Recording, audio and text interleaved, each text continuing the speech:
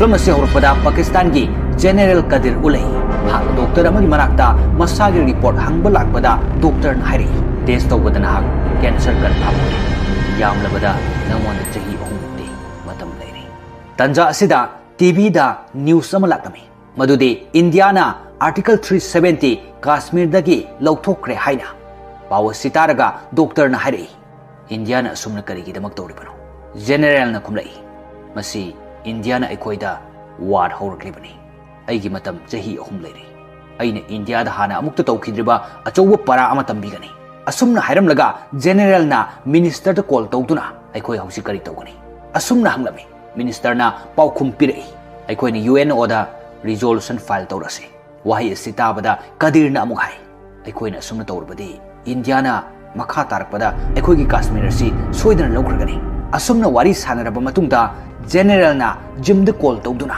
India दा परा अमा तंबीबगी मतम लागे इंडिया बो खुउ कुलहंदुना फमनबा पामी असुमना हायरमी जिम ना नहाकी अपाम्बसी अइना तौगनी अदुबो मतम खरा पामी असुमना पाउखुम पिरमी मथंगी सिंदा चही अहुंगी मतुंगदा अफ्रीका की मफम अमदा उलई राफी कौबा जिम की एजेंट अमना मफम अमदा साइबर मिसाइल लैननबा हाइदुना लाक्तमी मफम अदु अफगानिस्तान की मफम अमनी तंजा अदुदा बोस अदुगी मी अमा लाक्लगा हारि मियोय अमा लाक्तुना राफी की मरमदा हंगनी बोसना मियोय अदु कदाइदा लई हाइना हंगमी मसिदा असुमना खुमलई मियोय अदु स्पेशल ट्रीटमेंट तौफमदा ट्रीटमेंट तौहोई मथंगी सिंदा मियोय अदु चौकरी अमदा पुंदुना फुरमी मफम अदुदा राफी सु यौसिलक्लमी राफीना अराबिक मरोन लोनबदा पुंदुना लेरिबा मियोय असिना हिंदी लोल उ हाइना हाइरमी राफीना खोंजेल अदु हाना ताकिबा खोंजेल मानबदगी नक्सिंदुना येंगबदा यामना ngakna हाइरई पठान नहाक करमना हिंगलमलिबनो सिन असिदा शाहरुख खान की अहानबा एंट्री सिन उलई पठान हाइरई रुबाई कदाइदा लेबनो राफीना नंगी पोस्टगी यामना थापा मफमदा लेखरे नहाक सीखरे हाइना खनबनी अदो सिरमद्रबनिना अइना हाटपा तारे असुमना हाइरगा नोंमैना कापके तौई पठाना महाकु पुलिबा चौकरी अदुगे स्क्रू सिंग अदु लौथोक्तुना नानथोक्लमी अदुगा मफम अदुदा लेरिबा मियोय सिंग अदु यामना साथीना फुरमी अदुगा अरोइबदा राफीबु हेलीकॉप्टर दा यानदुना मफम अदुदगे पुथोक्तुना लाक्लमी सिन चेंज तौदुना JOCR ऑफिस उलई ऑफिस असिगी एजेंट अमना मागी कंप्यूटर दा रेड सिग्नल अमा फंगमी महाकना माकी सीनियर मैडम अमगे मनाक्ता लाक्तुना रेड सिग्नल अदुगी मतांगदा हाइरमी सिग्नल अदु येंगबदा रुबाई की फोटो यावरमी फोटो अदु उरगा मैडम ना लोकेशन हंगमी एजेंट अदुना पेरिस की मेट्रो स्टेशन अमगी मनाक्तनी असुमना खुमलमी मैडम ना महाकी केबिन दा चतुना सैटेलाइट ता युम अमा येंगमी युम अदु माउंटेन अमगी मथक्ता लेरमी मथंगी सिंदा मैडम अमसुंग एजेंट अदुगा प्राइवेट जेट अमदा उलई एजेंट अदुना मैडम दा हंगलई अखोई पठान गु उनबा चलिब्रा वहंग सितारगा मैडम ना नहाक पठान की मरमदा करी खंगी वहंग असिदा एजेंट अदुना अइना पठान की मरमदा हंग खुदिंगी मीसिंग हाइनदबा मतौ अमा उलई अदुगा थैदोक्तुना अतोप टॉपिक चेंज तौनकी अदो पठान असि अखोइगी साइड ओइरब्रा मैडम ना खुमलई हाना अखोइगी साइड ओइरमी अदु बहुजिक्ति ओइद्रे पठान पुमनमक असि सिलमबनी महाकना सिलमद्रबदी JOCR असिसु लेरमरोय असुमना हाइदुना मैडम ना एजेंट असिदा पठान की मरमदा वारी लिरई चही अनि की ममांगदा पठान म्यांमार की मिशन अमदा सोकपदगी चहिगुल कया हॉस्पिटल दा लाइकनकी मदुदा मियामना पठान सीखरे हाइना खनकी मतंग असिदगी वारी असि बैकग्राउंड सिन उलई सिन असिदा पठान लायेंगलबा मतुंगदा एक्सरसाइज तौदुना लेरिङैदा मैडमना पठान उनबा लाक्लमी मैडमना पठान उरगा ngaklammi मरमदे पठान रिकवर तौदुना मयुमदा एक्सरसाइज तौदुना लेरंबा सि उरगा पठानना मैडमदा हाइरई अैगी ngakसम सयेंग अमसुंग खोंगदा योट पुंदुना अया करिसु तौद्रे मिशन अदुदा यामना थीना सोकपदगी पठान इंडियन आर्मी दगी रिटायर पिरक्किबनी अमसुंग मैडमसु महाकी चही सुरक्तुना रिटायर मतम ओइरकी मैडमना पठान की वा अदु तारग हाइरई हौजिक्ति नाहक नसागी ओइबु हॉबी अमा थिजरो पठान खुमलई अइना अैगी हॉबी थिजरे हॉबी ममिंग किनसुगी कवि किनसुगी हारिबो वार्ड असि जापानीज वार्ड अमनी वार्ड असिगी अर्थदी अकाइब पोषक सिंगना मपुंग फाब पोषक अमा सेमदुना मदुगी मगुल हेनगत हनबा अदुबोनी पठाना मैडम द फाइल अमा येंगनदुना हाइरई मैडम फाइल अदुगी लिस्ट यावरिबा लानमी सिंग अदो ꯃꯈꯣꯏꯒꯤ ꯔꯤꯇꯥꯌꯔꯃꯦꯟ ꯃꯇꯝ ꯌꯧꯗ꯭ꯔꯤꯉꯩꯗ ꯑꯩꯗꯧꯅ ꯃꯈꯣꯏꯁꯨ ꯔꯤꯇꯥꯌꯔ ꯑꯣꯏꯔꯕ ꯂꯤꯁꯅꯤ ꯍꯧꯖꯤꯛꯁꯨ ꯃꯈꯣꯏ ꯑꯁꯤꯒꯤ ꯊꯃꯣꯏꯗ ꯑꯩꯈꯣꯏꯒꯤ ꯏꯟꯗꯤꯌꯥꯒꯤꯗꯃꯛꯇ ꯀꯔꯤꯒꯨꯝꯕ ꯑꯐꯕ ꯊꯕꯛ ꯇꯧꯅꯤꯡꯕꯒꯤ ꯑꯄꯥꯝꯕ ꯄꯣꯛꯂꯤ ꯏꯟꯗꯤꯌꯥꯒꯤꯗꯃꯛꯇ ꯉꯁꯤꯁꯨ ꯊꯋꯥꯏ ꯊꯥꯕꯗ ꯅꯤꯡꯍꯟꯅꯕ ꯂꯩꯇ꯭ꯔꯤ ꯃꯦꯗꯥꯝꯅ ꯄꯊꯥꯟꯒꯤ ꯋꯥ ꯑꯁꯤ ꯇꯥꯔꯒ ꯅꯍꯥꯛ ꯑꯅꯧꯕ ꯌꯨꯅꯤꯠ ꯑꯃ ꯁꯦꯝꯕ ꯄꯥꯝꯂꯤꯕ꯭ꯔꯥ ꯋꯥꯐꯝꯁꯤꯗ ꯄꯊꯥꯟꯅ ꯆꯨꯝꯃꯤ ꯃꯦꯗꯥꯝ ꯌꯨꯅꯤꯠ ꯑꯃ ꯁꯦꯝꯕ ꯄꯥꯝꯃꯤ ꯌꯨꯅꯤꯠ ꯑꯁꯤꯒꯤ ꯃꯃꯤꯡ JOCR ꯍꯥꯏꯕꯗꯤ Joint Operation Cover Research ꯍꯥꯏꯔꯤꯕ ꯌꯨꯅꯤꯠ ꯑꯁꯤ ꯃꯦꯗꯥꯝꯅ ꯂꯤꯗ ꯇꯧꯕꯤꯌꯨ ꯑꯁꯨꯝꯅ ꯃꯈꯣꯏꯅ ꯌꯨꯅꯤꯠ ꯑꯁꯤꯒꯤ ꯃꯇꯥꯡꯗ ꯏꯟꯗꯤꯌꯥ ꯒꯕꯔꯟꯃꯦꯟꯠꯇ ꯔꯤꯀ꯭ꯋꯦꯁ ꯇꯧꯕꯗ ꯏꯟꯗꯤꯌꯥ ꯒꯕꯔꯟꯃꯦꯟꯠꯅꯁꯨ ꯃꯈꯣꯏꯗ ꯑꯌꯥꯕ ꯄꯤꯔꯝꯃꯤ ꯑꯗꯨꯕꯨ ꯀꯣꯂꯣꯅꯦꯜ ꯁꯨꯅꯤꯜ ꯂꯨꯊ꯭ꯔꯥꯅ JOCRꯒꯤ ꯃꯦꯝꯕꯔꯁꯤꯡ ꯑꯁꯤꯕꯨ ꯑꯐꯨꯠꯄ ꯌꯦꯔꯨꯝꯒꯤ ꯑꯀꯥꯏꯕ ꯌꯦꯔꯨꯝ ꯃꯀꯨ ꯑꯃꯅꯤ ꯍꯥꯏꯅ ꯈꯜꯂꯝꯃꯤ ꯑꯃꯁꯨꯡ JOCR ꯇꯤꯝ ꯑꯁꯤꯒꯤ ꯊꯕꯛ ꯀꯔꯤꯁꯨ ꯀꯥꯟꯅꯔꯣꯏ ꯍꯥꯏꯅ ꯈꯜꯂꯤ ꯅꯣꯡꯃ ꯀꯣꯂꯣꯅꯦꯜ ꯂꯨꯊ꯭ꯔꯥ JOCRꯒꯤ ꯑꯣꯐꯤꯁꯇ ꯂꯥꯛꯂꯝꯃꯤ ꯄꯊꯥꯟꯅ ꯀꯣꯂꯣꯅꯦꯜꯗ मालेमदा थोक्लिबा टेररिस्ट अटैक्सिंग मतंगदा हाइरमनी अमसुंग अनौब टेररिस्ट ग्रुप अमा थोक्लक्ने हाइरिबा टेररिस्ट ग्रुप असिदी पैसा की दमकता थोक्लक्पा ग्रुप अमनी असुमना कोलोनेल दा हाइरमी वाफम असिदा कोलोनेल ना मसी अइखोय इंडिया खकी प्रॉब्लम नथे प्रॉब्लम असी इंटरपोल ना सॉल्व तौगदबनी पथान अमुक खुमनै ग्रुप असिना हदक इंडिया दा अटैक तौरकलगनी मरम असिना प्रॉब्लम असी अइखोय की प्रॉब्लम ओरे अइखोय द इंफॉर्मेशन अमा फंगी मदुदी दुबई द ग्रुप असिना टारगेट तौरी हाइना अदुगु दुबई द पांगथोकदौरिबा एशियन साइंटिफिक कॉन्फ्रेंस असिदा अइखोय इंडिया की साइंटिस्ट अनि रिप्रेजेंट तौगदौरी पठान की वा असि तारगा कोलोनेल ना हारे कॉन्फ्रेंस अदुदा अइखोय की प्रेसिडेंट सु यावगदौरिबनी पठाना कोलोनेल दा हारे प्रेसिडेंट की सेक्शन थौरांग सारना लोखतपिरो अदुगा अइखोय की टीमना आउटफिट गैंग हाइबदी टेररिस्ट ग्रुप असि फाना होनरगे असुमना मखोयना प्लान असि तौनरबा मतुंगदा सिन चेंज तौदुना दुबई द उलै कोलोनेल ना पठान द कॉल तौदुना हारे नाहकना फंगलिबा इन्फॉर्मेशन अदु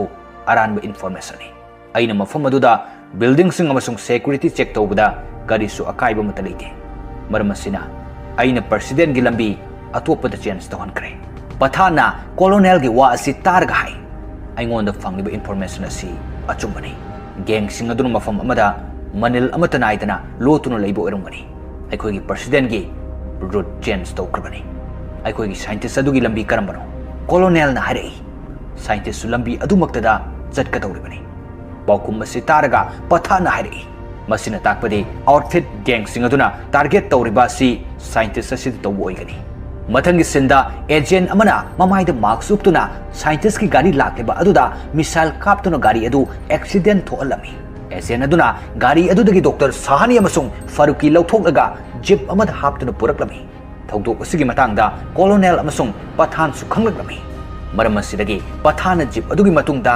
तानारकलमी कुइना तानारकलबा मतुंगदा जिप अदुना पठान गाड़ी अदुदा यामना साथीना थोमजिलकलमी पठान की गाड़ी अदु मथक मखा ओंदुना तारमी अमसुंग पठान गा लामिनबा एजेंट अनि अमसु गाड़ी अदुदा यावरमी मार्क्स उप एजेंट अदुना जिप अदु खामदुना कुमलकलगा मार्क्स अदु लौथोक्तुना पठान की मनाक्ता चंगलकलमी पठान महाक अदु उरगा यामना ngakलमी मरमदि महाक सीख्रे हाइना लैख्रबा जिम एजेंट अदु ओइरंबा अदुदा पठाना नाक मतौ करमना हिंगलिबनो असुमना हंगमी मसिदा जिमना हारे इंडिया की दमक्तदि ऐसि सीख्रबनी सी येंगो इंडिया सरकारना ऐ सीख्रबा मतुंगदा ब्रेवरी अवार्ड असेसु पिरकलिबसे असुमना हायरगा अवार्ड मेडल अदु लौथोक्तुना येंहलमलगा जिमना नोंमै पाइदुना मफम अदुदगी थोक्तुना लाकमी जिमना खरा लाकलगा नोंमै अदुना पठान की गाड़ी अदु मै चाकलमी पठाना गाड़ी अदुदगी यामना वाना थोलक्तुना महाक लाकमिनबा एजेंट अदु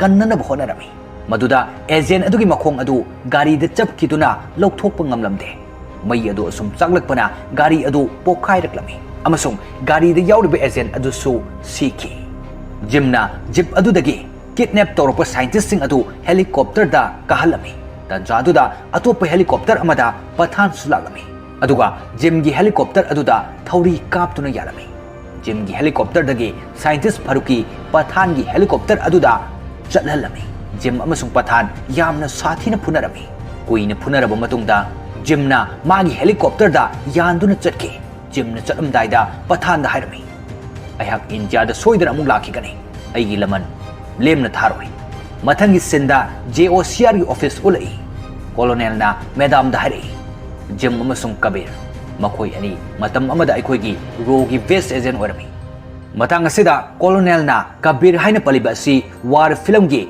Hrithik Roshan aduni makha taba film da spy universe oina Hrithik Roshan war Shahrukh Khan Pathan amasung Salman Khan Tiger punna pulaga film puthorakpagi wari film asida yauri amasung Yas Raj production asinasu announce tawkrabani Colonel gi wa sitaraga jimna aikhoi gi mayok matau karamna leikribano haina hanglakpada Colonel na wari lirai hana Somalian pirates na ONGC gi team members sing kidnap tawbada jimna mathanta chatuna team members sing adu thadokhalami maram asidagi Somalian pirates sing aduna laman khumna bahaiduna jim gi nupi bu kidnap tawki aduga jim bu thadokna bahaiduna 10 crore pirakna baharaki maduda India government na kaidonungda terrorist singa asumna yanaba purakpa pamnamde maram asidagi Somalian pirates na jim gi mitmang aduda minungsi machit amata yaudana mahaki nupi mironduna masa wai sangdrabi adubo hatki matang sidagi jim gi maram da paw amata takidre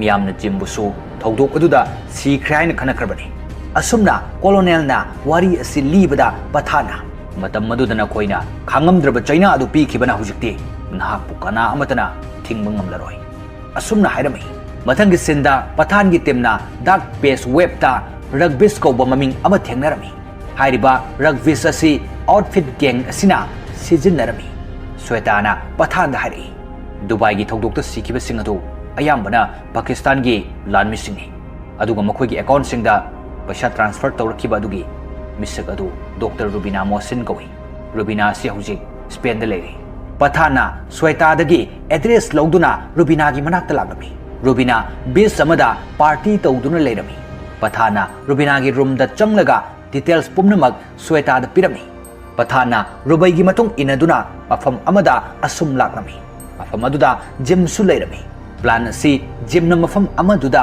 Pathan purakna bahaiduna tawrambo oirami jimna Pathanda magi timda yaw natrabadi nahak hatkani haina harami Pathana jim gi wa adu yaramte maram sidagi jim mafam adudagi helicopter tongduna chatki jim gi miyoi singna Pathan bu question duna hana batawrami Tanja aduda Rubaina jim gi miyoi sing adu sathina purami madu uraga Pathan yamna ngaklami asumna makhoi ani paduna kuina phunaraba matungda sen thoraklami thogdok asida Rubai gi mabukta nongmoina palami makhoi ani isingda chongthaduna mafam adudagi chelaklami mathangi sinda Rubai tumlami amasung mahaki mamangda mahaki mapabu terrorist singna laknabu urami mahakna angang oiringai matamda mamang aduda Rubai mikap thoktuna haugallaklami Pathana nangna matau karamna ISI join tawkribano Rubai ni khumlai aikhoi gi yum Middle East ta lerami aigi baba adu journalist amasu oirami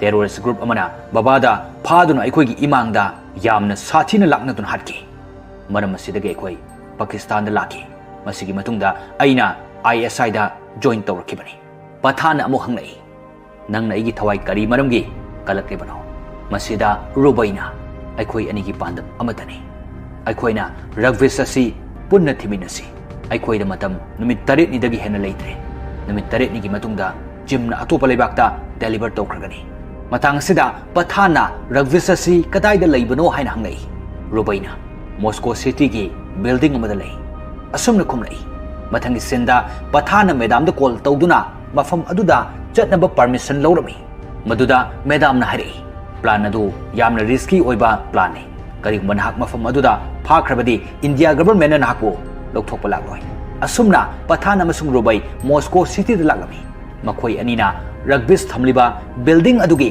hek mamang da room lawduna lerami Pathana rugbis adu huranaba plan Rubai da taklami 30 by 32 room da thamli mafam adu aikoina thugaiba amasung bomna pokhai handuna hangba ngamloi aikoina mafam adu hangnabagi damakta so amasung sojai animaki mathau tagani so amasung sojai adu amana karin antina paire aduga amana glegar uncle na paire amana kilometer 12 suba aduga amana kilometer 13 suba building da was west tower asigi nakan nakan da lei maram asina aikoina so amasung sojai animak han huba mathau tai aduga aikoina room adugi lock adu minute 10 gi manungda hanghogadamani natrabadi room adu automatic lock tawkigani asumna makhoi anina plan asi tawrama matungda numidangi matamda Rubaina Pathanda magi haukraba matamgi wari hangami Maduda Pathana wari lirai. Aibu taibang sida lakpaga. Aigi ima babana film theater amada thadok piramne. Adu ai hak orphan home amada chawrki. Masigi matungda aina Indian mission amada lakami. Mafam maduda USA gi army singna terrorist amagi mobile GPS location da missile launch tawraklami. Mobile location adu madarsa amadu warmi. Maram masidagi aina mobile phone adu location adudagi hundoktuna madarsa gi angang sing adugi thawai kanbirami. Thawdok asida isu misal pokhai baduda sokpadagi tha ama koma da leke. Aina mafam maduda soktuna leibada mafam adugi mi sing aibu yengsin biduna yamna luna tawbiraki. Matang asidagi aibu makoina Pathana haina thonbiki. Asumna wari asi liraba matungda Rubaina party amada chatuna Glegar ga unaduna Glegar gi fingerprint laurami. Asumna Pathana amasung Rubaina plan gi matung ina tongan chatuna so amasung sojai adu lauraklaga plan amamong gi matingda Rugby thamliba building aduda laklami. Rubaina computer gi matingdagi room adu hangduna changlakami. Rugby adu wall amagi manungda lerami. Maram asidagi Pathana wall aduda chongthaduna Rugby adu lauraklami. Wall adudagi karaknaba haiduna Rubaina plastic pipe ama thadharaklami. Pathana pipe aduda karakpa horakpada Rubaina Rugby adu laurami. Aduga pipe adu mai thaduna Pathan wall aduda tasil halamlaga Rubaina Rugby adu puduna chatki. Matang asida aikhoina khangi madudi Rubai asi gym gi agent ama oirami. Gym mafam asidagi Rugby asi lauthokpa ngamloi haiba khangbadagi plan asi tawkibani. Mathangi sinda Pathan high security jail amadu ulai. Mafam aduda Madam laktuna Pathan asi masak khangde aikhogi agent nate haina hairamlaga chatki. Mathangi sinda Pathan train amada makhut punsinduna purami. Aduga police singna Pathan bo phunaba haiduna coast amada miyoi kayada khulai piduna punna thamlami. Miyoi sing aduna Pathan da phunaba changlakpada Pathan mi sing adu yamna sathina phurami. Kuina phunaraba matungda Pathan waraktuna phamtharami. Maduda miyoi sing aduna Pathan bo hatnanaba haiduna thaurang tawringaida Tiger train aduda laki. Haibadi Salman Khan makhoi ani paduna miyoi sing adu tumna phutharami. Sinasi ayeng basingna khwaidagi pamnaba sin ama haibadu thoklami. Pathan amasung Tiger na train aduda tongduna lakpada helicopter amadagi missile kablaktuna train gi bridge da attack tawraklami. Pathan amasung Tiger train adudagi chongthoktuna kumhawi. Tiger na Pathan da hairi. Aigi mission da Pathan gi mathau tarkani. Matam aduda nahak soidana aigi mating pangba lakadabani. Matang asida Madam na agent aduda Pathan gi maramda wari liba adu loisinduna makhoi gi jet adudagi kumtharaklami. Madam na Pathan gi leifam aduda laklami. Mafam aduda Rafisu Pathana phaduna puraklaga leirami. Matang asida aikhoina khangi madudi Pathana jail da leiringaida Madam na laklamba aduda Pathan da sign language na Tiger mating pangnaba lakre. Asumna hairami. Madam na Pathan da Rubai gi photo ama utuna Paris ki metro station amada pung kharagi mamangda Rubai ui. Asumna tamlami. Paris ki mafam amada Rubai chatuna leirami. Matungda inabada Rubai na misak ama magi matung inarakle haiba. Asumna Pathana Rubai bo nongmai namduna pharami. Rubai na Pathan da hairei. Rugby asi smallpox ki mamingni. Masigi matengdagi gymna yamna sathiba khulai ama semni. Wahi asi taraga Pathana hairei. Smallpox virus asida jahi kayagi mamangda loikraba natra. Rubai na amuk hairei. Leibak kharada virus asi preserve tawduna thamnei. Maramdi laina asi karigomba amuk hauraklabadi masigi antidote semnanaba haiduna. Masida Pathana gymna khulai asi semnabagidamagta kanana paisa piribano. Rubai na hairei. Pakistan gi general na gym da khulai asi semnanaba paisa pi. Masi khangbadagi aina general asidagi lapthorakibani. Pathana amuk asumna khumlai. Karigomba makoina virus asi India da thajilaklabadi Pakistan da so virus asi soidani yogani. Pathan gi wafam asida Rubai na gym na Dr. Sahani gi matengdagi virus asi pung kharagi matungda magi mayai asi loinana bahaiduna semdokre. Pathan na gym gi location hanglami. Mathangi sinda gym gi base mafam adu ulai. Mafam adu ice gi mountain amada lerami. Virus asi gi matangda gym na Dr. Sahani da hangbada Dr. Sahani na hairei. Nahak na haiba adumna sarbani. Adu nang na khalibasi aranba wakalni. Tanja asida Pathan amasung mahaki team laktuna gym gi base atu thugaiduna changlakmi. जिमना virus design अदु पीदुना चेक्शन थमो हाइरमलगा थोकी मफम अदुदा रुबैना लाक्लगा डॉक्टर साहानीदा वायरस डिजाइन अनि अदु पिरउ हाइरगा लौरमी तंजा अदुदा जिम मफम अदुदा लाक्लगा डॉक्टर साहानी अमसुंग रुबैदा नोंमैना काबलकलमी नोंमैना काबलकपा अदुदा डॉक्टर साहानीदा पांदुना मफम अदुदा सीखी जिमना वायरस डिजाइन अनि अदु पूदुना मफम अदुदगी सेंथोरखी पठान अमसुंग रुबै जिमगी मतुंगदा तानादुना लाक्लमी थौदोक असिदा जिमगी बेगतगी वायरस डिजाइन अमा ताहोरमी वायरस डिजाइन अदु रुबैना खुंदुना मफम अदुदगी चेलकलमी जिमना रुबैगी ममांगदा बोम अमा पोखायहलमी मरम असिदगी रुबै अमसुंग वायरस अदु इसिंगदा लुपलमी पठान इसिंग अदुदा चोंथदुना रुबैबु कलखी अमसुंग वायरस अदुसु पुरकलमी पठान अमसुंग रुबै वायरस अदु पुदुना जिमगी बेस अदुदा लाक्लमी मफम अदुदा कोलोनेल अमसुंग माकी टेमगी मीसिंगा लाक्लमी अदुगा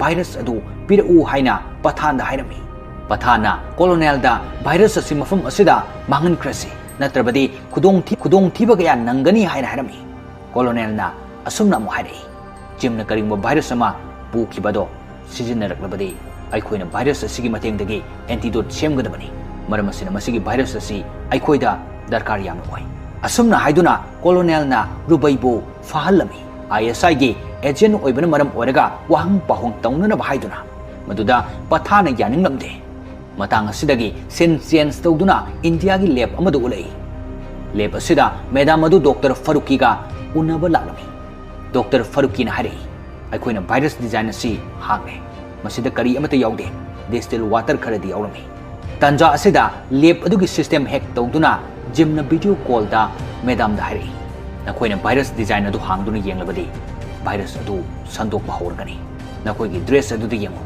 पाव असी खंगलकपदगी मैदामना लैब अदु सिल तौहलमी मरमदी वायरस अदु लैब की मपानदा थोक्तनबा हाइदुना लैब अदुगी मपानदा कोलोनेल अमसुंग पठान लाक्लमी कोलोनेलना मैदामदा लैब असी डिसइंफेक्टेड तौसी हाइना हाइबदा मैदामना हाइरई वायरस असी अखोई हक्चांग मनुंग चंख्रे मदु तौबा याररोय सारने हेना खंगे मखा ताबा करी तौगदबनो हाइबा असुमना हाइबदगी कोलोनेलना लैब अदु RDX ना पुखाई हमनबा हाइरमी मरमदी वायरस अदु लोइसिन खिनबा हाइदुना लैब मनुंगदा लेरिबा पुमनमक इंडिया गी दमकता थवाई थाबनी हाइदुना मसा मथंता नोंमै कापसिनदुना सिनरमी मथंगी सिंदा जिमना कोलोनेलदा कॉल तौरकलमी मदुदा कोलोनेलना नाक इंडिया मचाम ओरगा नंग अखोइदगी करी पामनो जिमना हारि आइगी क्लाइंटना काश्मीर असि पामी हाइ नखोइद पुंग कुनमरिगी मतम लेरी मतम असि फावबदा मफम अदुदगी इंडियन आर्मी सिंग लोथोक्त्रबदी आइने इंडिया की city सिंगदा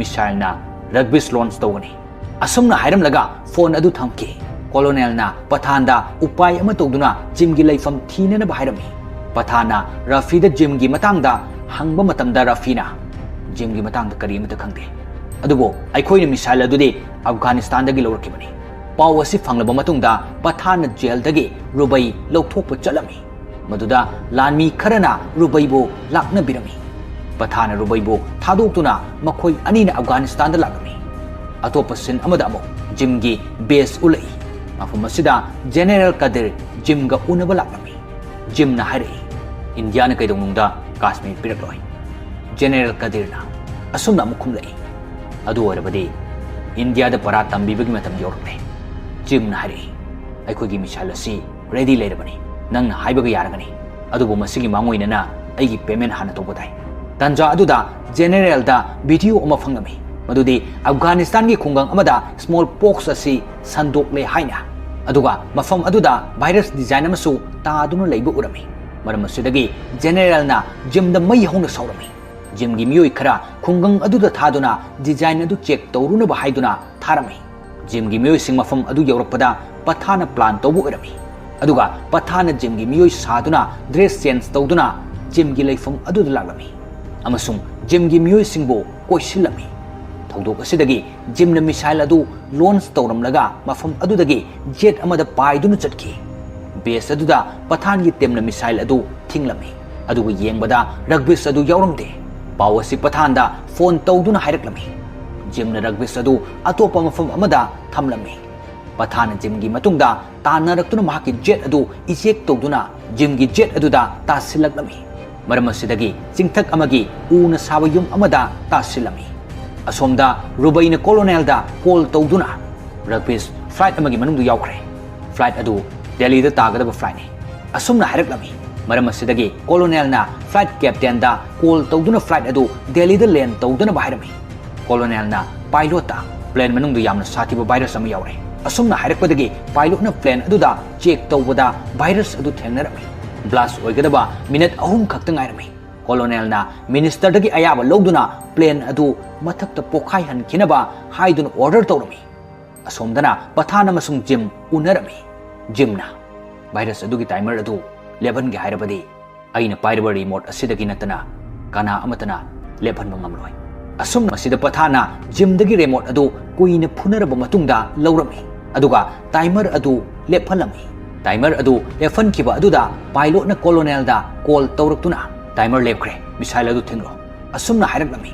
Colonel na missile adu plane manak yoramdai aduda pokhai handuna plane adu kadisu tawhode. Pathana Jim dagi bravery award adu lawhoraga chingdol adudagi Jimbu tahanki. Mathangi sinda pathana colonel da aigi thabak loire haibada colonel na hari. Aikoi lebak usida Kabir Tiger amasung pathangi darkar leiri. Asumna hairaga film asigi aroiba saruk oike. Aroibada credit sin amasu uni. Credit sin asimadi mayamna film asi miteng tabirba matungda hena soidana gyan tana mafum fana yengbiduna film asigi nungaiba mahawadu soidana lobigani. Film asi yengba matamda khajiktang oiriba sumateng oinanabagidamagta film asi mayamda samlapna thamjabani. Film asi haurakpada Pakistan gi General Kadir ulai. Mahakna doctor amagi manakta masagi report hangba lakpada doctor na hairi. Test tawbada nahak cancer confirm ore. Yamlabada nangonda chahi ahumukti matam leiri. Tanja asida TV da news ama lakami. Madudi India na Article 370 Kashmir dagi lauthokre haina. Pawa sitaraga doctor na hairi. India na asumna karigidamak tawribano. General na kumlai. Masi India na ikoida war hawraklibani. Aigi matam chahi ahum leiri. Aina India da hana amukta tawkhidriba achouba para ama tambigani. Asumna hairamlaga general na minister da call tawduna aikoi hausi kari tawgani. Asumna hanglami minister na paukhum pirai. Aikoi ni UN oda resolution file tawrase. Wahi sitabada Kadir na amuk hai.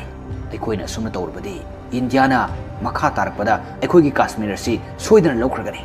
Asumna wari sanaraba matungda general na Jim da call tawduna India da para ama tambibig matam lakne. India bo khu kulhamduna phamanba pami. Asumna hairami Jim na nahaki apamba si aina tawkani. Adubo matam khara pami. Asumna paukhum pirami. Mathangi sinda chahi ahungi matungda Africa gi mafam amada ulai. Rafi kauba Jim gi agent amana mafam amada cyber missile lainana bahaiduna laklami. Mafam adu Afghanistan gi mafam amani. Tanja aduda boss adugi mi ama laklaga hari. Miyoi ama laktuna Rafi gi maramda hangi. Boss na miyoi adu kadaida lai haina hanglami. Masida asumna kumlai. Miyoi adu special treatment of from the treatment of hoi. Mathangi sinda miyoi adu chawkri amada punduna purami. Mafam aduda Rafi su yauksilaklami. Rafi na Arabic maron lon bada punduna leiriba miyoi asina Hindi lola u haina harami. Rafi na konjel adu hana takiba konjel man badagi naksinduna yengbada yamna ngakna hairi. Pathan nahak karamna hinglamlibano. Sin asida Saruk Khan gi ahanba entry sin ulai. Pathan hairi. Rubai kadaida leibano. Rafi na nangi post dagi yamna thapa mafamda laikre. Nahak sikre haina khanbani. Ado siramdrabanina aina hatpa tare. Asumna hairaga nongmaina kapki tawi. Pathana mahakpu puliba chokri adugi screw sing adu lauthokuna nanthoklammi. Aduga mafam aduda leiriba miyoi sing adu yamna sathina purami. Aduga aroibada Rafi bu helicopter da yanduna mafam adudagi puthoktuna laklami. Sin sense tawtuna JOCR office ulai. Office asigi agent amana magi computer da red signal ama fangami. Mahakna mahaki senior madam amagi manakta laktuna red signal adugi matangta hairami. Signal adu yengbada Rubai gi photo yaurami. Photo adu uraga madam na location hanglami. Agent aduna Paris ki metro station amagi manaktani. Asumna khumlami. Madam na mahaki cabin da chatuna satellite ta yum ama yenglami. Yum adu mountain amagi mathakta leirami. Mathangi sinda Madam amasung agent aduga private jet amadu ulai. Agent aduna Madam da hanglai. Aikoi Pathan gu unaba chalibra. Wahang asitaraga Madam na nahak Pathan gi maramda kari khangi. Wahang asida agent aduna aina Pathan gi maramda hangba khudingi mising hainadaba matau ama ulai. Aduga thaidoktuna atopa topic change tawnaki. Ado Pathan asi aikoi gi side oirabra. Madam na khumlai. Hana aikoi gi side to oirami. Adu bahawsikti oidre. Pathan pumnamak asi silambani. Mahakna silamdrabadi JOCR asisu leiramloi. Asumna haiduna Madam na agent asida Pathan gi maramda wari lirai. Jahi ani ki mamangda Pathan Myanmar gi mission amada sokpadagi jahigul kaya hospital da laikanaki. Maduda miyamna Pathan sikre haina kanaki. Matang asidagi wari asi background sin ulai. Sin asida Pathan layeng laba matungda exercise tawduna leiringaida Madam na Pathan unaba lakrami. Madam na Pathan uraga ngaklami. Maramdi Pathan recover tawduna mayumda exercise tawduna leiramba si uraga. Pathan na Madam da hari. Aigi ngaksam sayeng amasung khong da yot pumduna ayhak karisu tawdre. Mission aduda yamna thina sokpadagi Pathan Indian Army dagi retire pirakibani. Amasung Madam su mahaki chahi suraktuna retire matam oiraki. Madam na Pathan gi wa adu tarag hari. Hojikti nahak nasagi obu hobby ama thijaro. Pathan khumlai. Aina aigi hobby thijare. Hobby maming kinsugi kawi. Kinsugi haribo word asi Japanese word amani. Word asigi arthadi akaiba posak singna mapung phaba posak ama semduna madugi magul hengad hanba aduboni. Pathana Madam da file ama yenghanduna hari. Madam file adugi list yawriba lanmi singado makoi gi retirement matam yawdringaida aidawna makoi su retire oirba list ni. Hawjik su makoi asigi thamoida aikoi gi India gi damakta karigumba afaba thabak tawningbage apamba pokni. India gi damakta ngasi su thawai thabada ninghana balaitri. Madam na Pathan gi wa sitaraga nahak anobo unit ama semba pamlibra. Wafam sida Pathana chumi Madam unit ama semba pami. Unit asigi maming JOCR haibadi Joint Operation Cover Research haiba unit asi Madam na lead tawbiyo.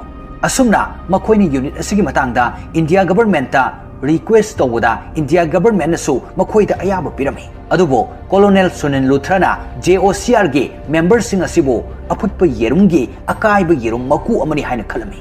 Amasung JOCR team masigi thabak kari su kanaroi haina khali. Nongma Colonel Luthra JOCR ge office ta lagami.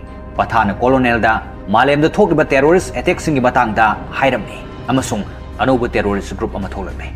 Hairiba terrorist group asidi paisa ki damakta tholakpa group amani. Asumna Colonel da hairami. Wafam asida Colonel na masi aikoi India ki problem nate. Problem asi Interpol na solve tawgadabani.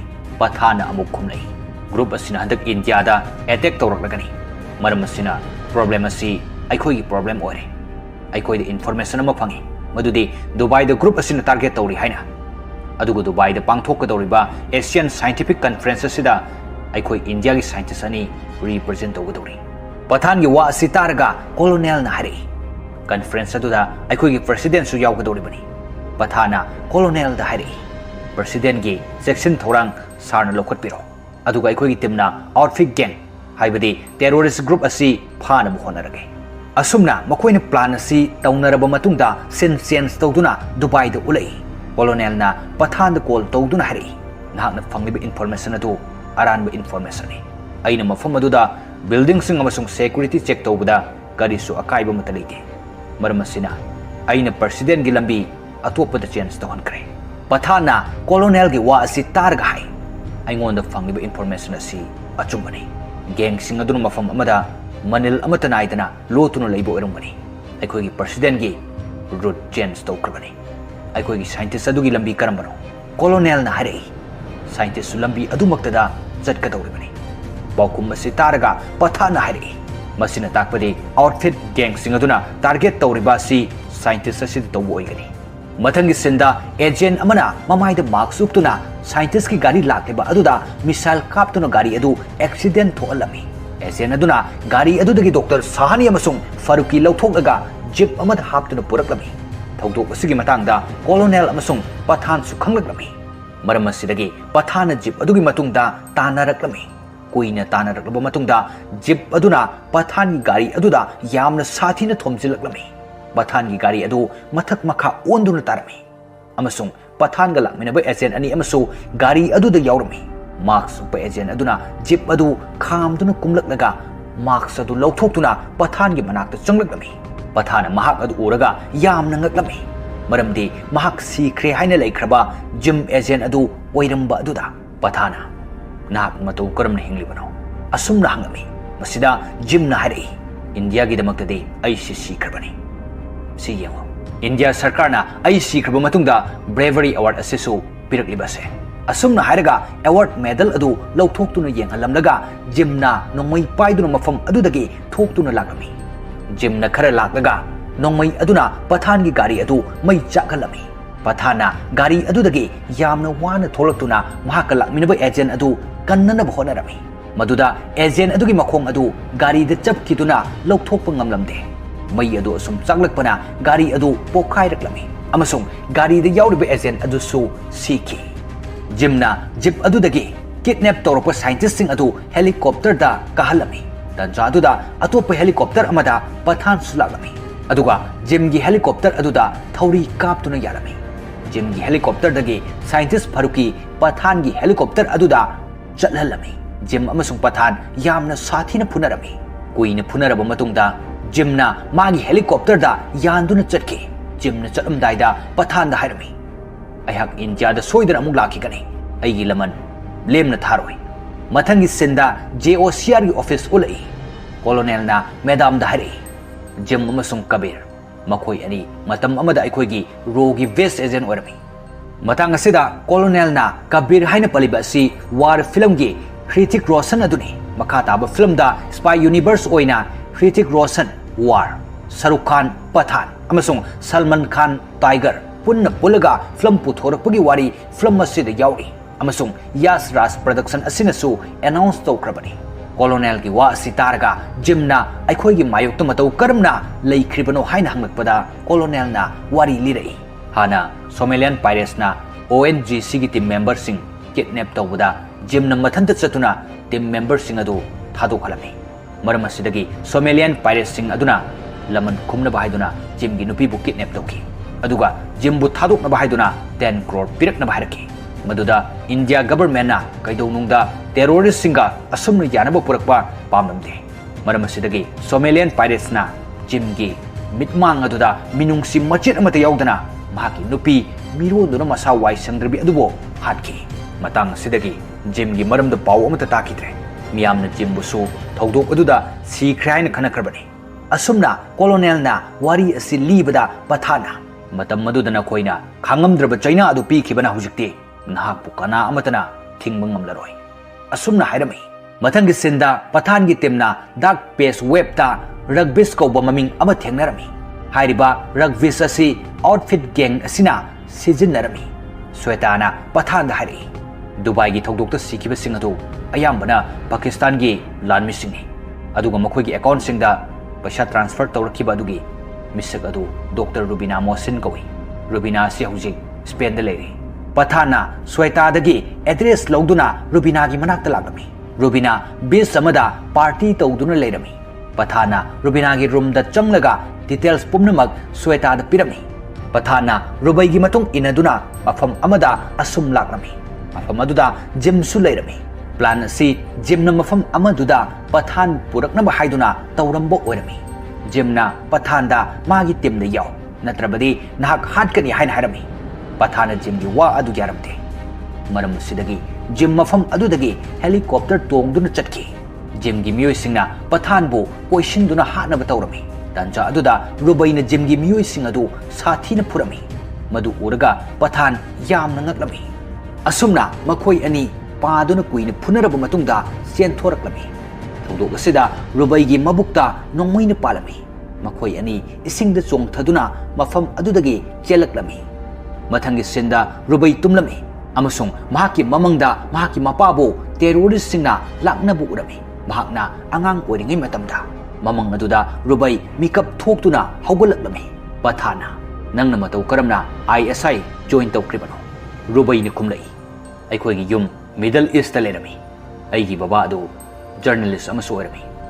terrorist group amana babada phaduna akhoi gi imangda yamna sathina lakna tun hatki maram asidage akhoi Pakistan da laki masigi matungda aina ISI da join tawrakibani pathana amu hangnai nangna igi thawai kari maramgi kalakribano masida rubaina akhoi ani gi pandam amatani aikoina ragvis asi punna thiminasi aikoida matam numit taret ni dagi hena leitre numit taret ni gi matungda jimna atopa leibakta deliver tawkragani matang sida pathana ragvis asi kadai da leibano haina hangai rubaina Moscow city gi building amada lei asumna khumlai mathangi senda pathana madam da call tawduna mafam aduda chatnaba permission lawrami maduda madam na hari plan adu yamna risky oiba plan ni karigumba nahak mafam aduda phakrabadi India government na nahakbu lokthokpa lakloi asumna pathana amasung rubai Moscow city da laklami makhoi anina rugby's thamliba building adugi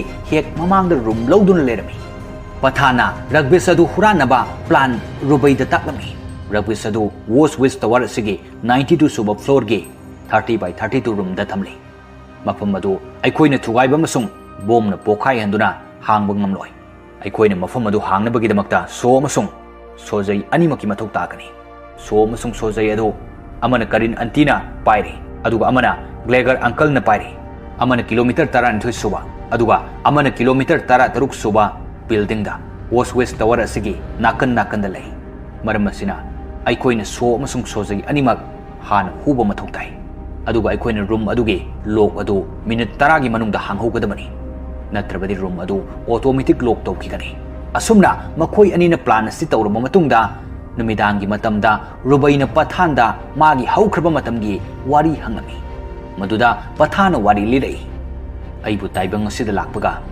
aigi ima babana film theater amada thadok piramle aduga aihak orphan home amada chawrki masigi matungda aina Indian army join tawduna Afghanistan gi mission amada laklami mafam aduda USA gi army singna terrorist amagi mobile GPS location da missile launch tawraklami mobile location adu madarsa amadu warmi maram masidagi aina mobile phone adu location adudagi hundoktuna madarsa gi angang sing adugi thawai kanbirami thawtok asida isu misal pokhai baduda sokpadagi tha ama koma da leike aina mafam aduda soktuna leibada mafam adugi mi sing aibu yengsin biduna yamna luna tawbiraki matang asidagi aibu makoina pathana haina thonbiki asumna wari asi liraba matungda rubaina party amada chatuna glegar ga unaduna glegar gi fingerprint laurami asumna pathana masung rubaina plan gi matung ina tongan tongan chatuna so masung sojai adu lauraklaga plan amamong gi matingda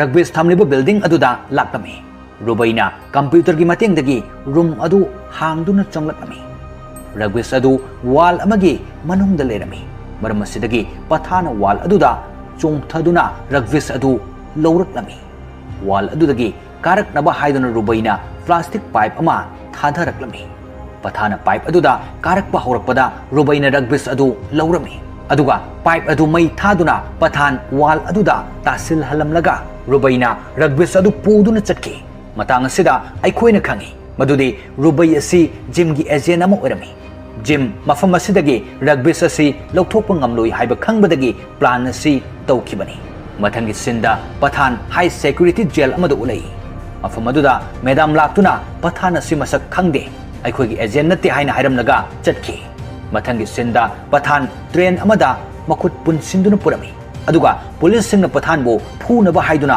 course amada miyoi kayada khulai piduna punna thamnami miyoi sing aduna pathan da phunaba changlakpada pathan mi sing adu yamna sathina phurami kuina phunaraba matungda pathan waraktuna phamtharami maduda miyoi sing aduna pathan bo hatnanaba haiduna thorang tawringaida tiger train aduda laki haibadi Salman Khan makhoi ani paduna miyoi sing adu tumna phutharami sinasi ayeng basingna khwaidagi pamnaba sin ama haibadu thoklami pathan amasung tiger na train aduda tongdun lakpada helicopter amadagi missile kablaktuna train gi bridge da attack tawraklami pathan amasung tiger train adudagi chongthoktuna kumhawi tiger na pathan da hairi aigi mission da pathan gi mathau tarkani matam aduda nahak soidana aigi mating pangba lakadabani matang asida madam na agent aduda pathan gi maram da wari liba adu loisinduna makhoi gi jet adudagi kumtharaklami Medamna Pathangi leifam aduda laglami. Mafam aduda Rafisu Pathana Paduna Puraklaga Lairami. Matang sida Aikoina Kangi. Madudi Pathana jail the Ladingida, Medamna Laklamba aduda, Pathanda sign language na, Tiger Mating Pangna Balakre. Asumna Hirami. Medamna Pathanda, Rubai photo ama utuna, Periski, Metro Station Amada, Bung Karagi Mamanga, Rubai Ui. Asumna Tamnami. Periski Mafam Amada, Rubai Chatun Ledami. Matung the Inabada, Rubai na Misak Ama, Magi Matung Inarakle Haiba. Asumna, Pathana Rubaibo, Nongmai Namduna Parami. Rubai na Pathanda, Haidai. Ragbis asi smallpox ke mamingni. Masigi mateng dagi jimna, Yamna Satibu Kulai ama semri. Wahi asi taraga, Pathana Hari. Smallpox virus asida, Jahi Kayagi Mamanga, Loy Kramanatra. Rubai na amuk hari. Laibak Kara the virus asi, preserve Togduna, Tamne. Maramdi, Laina asi, Karigomba amuk, Haurak Labadi, Masigi antidote Semna Bahiduna. Masida, Pathana. Jimna Kulai asi, Semna Bugidamakta, Kanana Pisa Piribano. Rubai na hari. Pakistan ki general na Jim the Kulai asi Semna Naba Pasapi. Masi Kangbadagi Aina, General Asidagi, Laptora Kibani. Pathana amuk asumna kumlai. Karigumba makoina virus asi India da Thazilak Labadi. Pakistan da so virus asi Soidani Yogani. Pathani Wafam Asida Rubaina. Jim na Dr. Sahani ki mateng dagi virus asi Pung Karagi Matung da Magi. Mayai asi Loina na Bahiduna Semdokre. Pathana Jim ki location hanglami. Mathangi Sinda Jim ki base mafam adu ulai. Mafam adu ice ki mountain amada lerami. Virus asigi matangda Jimna Dr. Sahani da hangbada Dr. Sahani na hari. Nahak na haiba dumna sarbani. Ado nang khalibasi aran wakalni. Tanja asida Pathana masung mahaki tim laktuna Jim ki base atu thugai duna changlakmi. Jimna virus design adu piduna checksin na thamu hairam laga thoki. Mafam aduda Rubai na laklaga Dr. Sahani da virus design ani adu pirau hairaga laurami. Tanja aduda Jim mafam aduda laklaga Dr. Sahani amasung Rubai da nongwai na kablak lami. Nongwai na kablak pa aduda Dr. Sahani da panduna mafam aduda siki. Jim na virus design ani adu puduna mafam adudagi senthoraki. Pathana amasung Rubai Jim gi matung da tana aduna laklami. Thaudok asida Jim gi bag tagi virus design ama tahorami. Virus design adu Rubai na khunduna mafam adudagi chelaklami. Jim na Rubai gi mamangda bomb ama pokai halami. Maram asidagi Rubai amasung virus adu ising da luplami. Pathana ising aduda song thaduna Rubai bo kalaki. Amasung virus adu su puraklami. Pathana amasung Rubai virus adu puduna Jim gi base adu dalakami. Mafam aduda colonel amasung maki tem gi mi singalakami. Aduga virus adu pirau haina Pathana hairami. Pathana colonel da virus asi mafam asida mangan krasi natrabadi khudong thiba gaya nangani haina hairami. Colonel na asumna mu hairi. Jim na karingba virus ama pukibado sizinaraklabadi aikhoina virus asigi matengdagi antidote semgadabani. Maram asina masigi virus asi aikhoida darkar yamna oi. Asumna haiduna colonel na Rubai bo fahalami. ISI gi agent oibana maram oraga wahang pahong taunana bahaiduna. Maduda Pathana yaninglamde. Matang asidagi sen science tawduna India gi lab amadu ulai. Lab asida Madam adu Dr. Faruqi ga unaba laglami. Dr. Faruqi na hari. Aikoina virus design asi hangne. Masida kari amata yaude. Distilled water kharadi yaurami. Tanja asida lab adu gi system hack tawduna Jim na video call da Madam da hari. Nakoina virus design adu hangduna yenglabadi. Virus adu sandok bahorgani. Nakoi gi dress adu di yengo. Pau asi khanglakpadagi Madam na lab adu sil taholami. Maramdi virus adu lab ki mapanda thoktanaba haiduna. Lab adu gi mapanda colonel amasung Pathan laglami. Colonel na Madam da lab asi disinfected tawsi haina haibada Madam na hari. Virus asi aikoi haksang manung da changkre. Madu tawba yararoi. Sarne hena khangre. Makha taba kari tawgadabano haiba. Asumna haibadagi colonel na lab adu RDX na pokai hamnaba hairami. Maramdi virus adu loisin kinaba haiduna. Lab manungda leiriba pumnamak India gi damakta thawai thabani haiduna masam mathanta nongmai kapsinduna sinarami. Bathangi sinda Jimna colonel da call tawraklami. Maduda colonel na nak India macham oraga nang aikhoidagi kari pamano. Jimna hari aigi client na Kashmir si pami hai. Na khoida pung kun merigi matam leiri. matam asi faubada mafum adudagi Indian Army sing lokthoktrabadi aina India gi city singda missile na rugby's launch tawani asumna hairam laga phone adu thamki colonel na pathanda upai ama tawduna jim gi laifam thina na bahairami pathana Rafi da jim gi matangda hangba matamda Rafi na jim gi matangda kari amata khangde adubo aikhoina missile adudi Afghanistan dagi lawrakibani paw asi phanglaba matungda pathana jail dagi rubai lokthokpa chalami maduda lanmi kharana rubai bo lakna birami pathana rubai bo thadokuna makhoi anina Afghanistan da lagami atopa sin amada amo jim gi base ulai mafum asida General Kadir jim ga unaba lagami jim na hari India na kaidongnungda Kashmir pirakloi General Kadir na asumna mukhum lai adu orabadi India da para tambibagi matam yorkle jim na hari aikhogi missile asi ready leirabani nang na haibaga yaragani adubu masigi mangoina na aigi payment hana tobodai tanja aduda General da video oma phangami madudi Afghanistan gi khungang amada small pox asi sandokle haina aduga mafam aduda virus design amasu taaduna leiba urami maram asidagi General na jim da mai hongna saurami jim gi miyoi khara khungang aduda thaduna design adu check tawruna ba haiduna tharami jim gi miyoi sing mafam adu yawrakpada pathana plan tawbu urami aduga pathana jim gi miyoi saduna dress change tawduna jim gi leifam aduda laglami amasung jim gi miyoi singbo koisilami thawdok asidagi jim na missile adu launch tawramlaga mafam adudagi jet amada paiduna chatki base aduda pathan gi temna missile adu thinglami aduga yengbada rugby adu yawramde pawasi pathanda phone tawduna hairaklami jimna rugby adu atopa mafam amada thamlami pathana jim gi matungda tanaraktuna mahaki jet adu eject tawduna jim gi jet aduda tasilaklami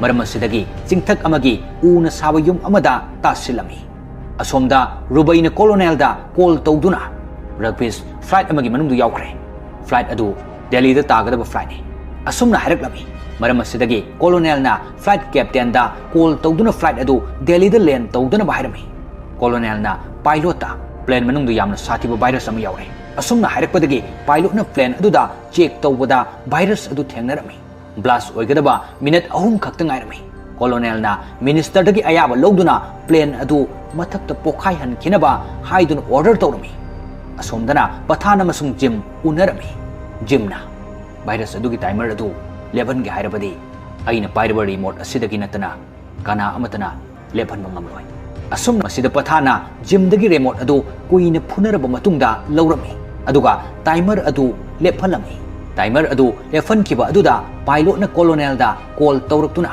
timer lepkre missile adu thinglo asumna hairaklami colonel na missile adu plane manak yoramdai aduda pokhai handuna plane adu karisu tawhoude pathana jimdagi bravery award adu lawhoraga chingdol adudagi jimbu tahanki mathangi sinda pathana colonel da aigi thabak loire haibada colonel na hari aikoi lebak usida kabir tiger amasung pathan gi darkar leini asumna hairaga film asigi aroiba saruk oikoni credit sinasimade mayam uni credit sinasimade mayamna film asi meeting tabir matungda hena soidana gyan tana mafung fana yengbiduna film asigi nungaiba mahawadu soidana lobigani film asi yengba matamda khajiktang oiriba sumating oinanabagi damakta film asi mayamda samlapna thamjabani film asi horakpada Pakistan gi General Kadir ulai mahakna doctor amagi manakta masagi report hangba lakpada doctor na hari test tawbada nahak cancer confirm ore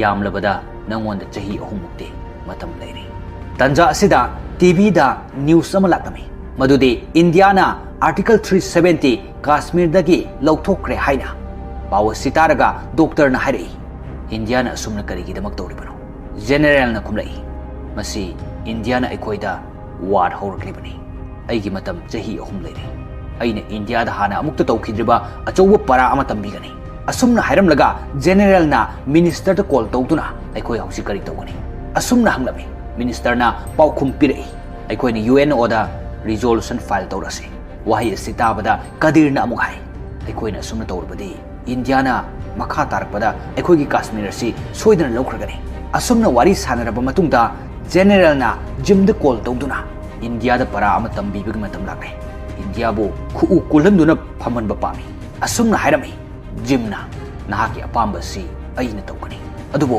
ꯃꯇꯝ ꯈꯔ ꯄꯥꯝꯃꯤ ꯑꯁꯨꯝꯅ ꯄꯥꯎꯈꯨꯝ ꯄꯤꯔꯝꯃꯤ ꯃꯊꯪꯒꯤ ꯁꯤꯟꯗ ꯆꯍꯤ 3ꯒꯤ ꯃꯇꯨꯡꯗ ꯑꯐ꯭ꯔꯤꯀꯥꯒꯤ ꯃꯐꯝ ꯑꯃꯗ ꯎꯠꯂꯛꯏ ꯔꯥꯐꯤ ꯀꯧꯕ ꯖꯤꯝꯒꯤ ꯑꯦꯖꯦꯟꯠ ꯑꯃꯅ ꯃꯐꯝ ꯑꯃꯗ ꯁꯥꯏꯕꯔ ꯃꯤꯁꯥꯏꯜ ꯂꯩꯅꯅꯕ ꯍꯥꯏꯗꯨꯅ ꯂꯥꯛꯂꯝꯃꯤ ꯃꯐꯝ ꯑꯗꯨ ꯑꯐꯒꯥꯅꯤꯁꯇꯥꯟꯒꯤ ꯃꯐꯝ ꯑꯃꯅꯤ ꯇꯟꯖꯥ ꯑꯗꯨꯗ ꯕꯣꯁ ꯑꯗꯨꯒꯤ ꯃꯤ ꯑꯃ ꯂꯥꯛꯂꯒ ꯍꯥꯏꯔꯛꯏ ꯃꯤꯑꯣꯏ ꯑꯃ ꯂꯥꯛꯇꯨꯅ ꯔꯥꯐꯤꯒꯤ ꯃꯔꯝꯗ ꯍꯪꯂꯤ ꯕꯣꯁꯅ ꯃꯤꯑꯣꯏ ꯑꯗꯨ ꯀꯗꯥꯏꯗ ꯂꯩ ꯍꯥꯏꯅ ꯍꯪꯂꯝꯃꯤ ꯃꯁꯤꯗ ꯑꯁꯨꯝꯅ ꯈꯨꯝꯂꯛꯏ ꯃꯤꯑꯣꯏ ꯑꯗꯨ ꯁ꯭ꯄꯦꯁꯤꯌꯦꯜ ꯇ꯭ꯔꯤꯠꯃꯦꯟ ꯇꯧꯐꯝꯗ ꯇ꯭ꯔꯤꯠꯃꯦꯟ ꯇꯧꯍꯧꯏ ꯃꯊꯪꯒꯤ ꯁꯤꯟꯗ ꯃꯤꯑꯣꯏ ꯑꯗꯨ ꯆꯧꯀ꯭ꯔꯤ ꯑꯃꯗ ꯄꯨꯟꯗꯨꯅ ꯐꯨꯔꯝꯃꯤ ꯃꯐꯝ ꯑꯗꯨꯗ ꯔꯥꯐꯤꯁꯨ ꯌꯧꯁꯤꯜꯂꯛꯂꯝꯃꯤ ꯔꯥꯐꯤꯅ ꯑꯔꯥꯕꯤꯛ ꯃꯔꯣꯟ ꯂꯣꯟꯕꯗ ꯄꯨꯟꯗꯨꯅ ꯂꯩꯔꯤꯕ ꯃꯤꯑꯣꯏ ꯑꯁꯤꯅ ꯍꯤꯟꯗꯤ ꯂꯣꯜꯂꯛꯎ ꯍꯥꯏꯅ ꯍꯥꯏꯔꯝꯃꯤ ꯔꯥꯐꯤꯅ ꯈꯣꯟꯖꯦꯜ ꯑꯗꯨ ꯍꯥꯟꯅ ꯇꯥꯈꯤꯕ ꯈꯣꯟꯖꯦꯜ ꯃꯥꯟꯕꯗꯒꯤ ꯅꯛꯁꯤꯟꯗꯨꯅ ꯌꯦꯡꯕꯗ ꯌꯥꯝꯅ ꯉꯛꯅ ꯍꯥꯏꯔꯛꯏ ꯄꯊꯥꯟ ꯅꯍꯥꯛ ꯀꯔꯝꯅ ꯍꯤꯡꯂꯝꯂꯤꯕꯅꯣ ꯁꯤꯟ ꯑꯁꯤꯗ ꯁꯔꯨꯛ ꯈꯥꯟꯒꯤ ꯑꯍꯥꯟꯕ ꯑꯦꯟꯇ꯭ꯔꯤ ꯁꯤꯟ ꯎꯠꯂꯛꯏ ꯄꯊꯥꯟꯅ ꯍꯥꯏꯔꯛꯏ ꯔꯨꯕꯥꯏ ꯀꯗꯥꯏꯗ ꯂꯩꯕꯅꯣ ꯔꯥꯐꯤꯅ ꯅꯪꯒꯤ ꯄꯣꯁꯇꯒꯤ